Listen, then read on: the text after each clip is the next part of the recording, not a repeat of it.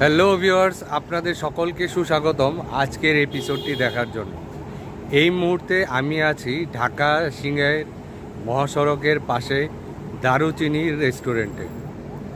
আমার অনেক বন্ধুবান্ধব এখানে আজকে সবাই আমরা গেট টুগেদারের জন্য এসেছি। এসে মনে হলো যে এই রেস্টুরেন্টের কিছু ব্যাপার ইউনিক রয়েছে, সে ব্যাপারগুলি আপনাদের সাথে যদি শেয়ার করি তাহলে ভালোই লাগবে। একদম মহাসড়কের পাশেই দেখুন এই রেস্টুরেন্টটি।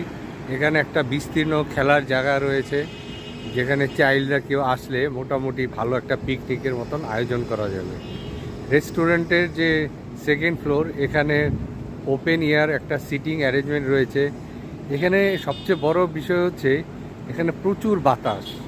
আপনি দেখেন পাতাগুলো বাতাসে কেমন নড়ছে। তো এখানে আসলে অনিন্দ্য সুন্দর একটা বাতাসের আপনি ছোঁয়া পাবেন।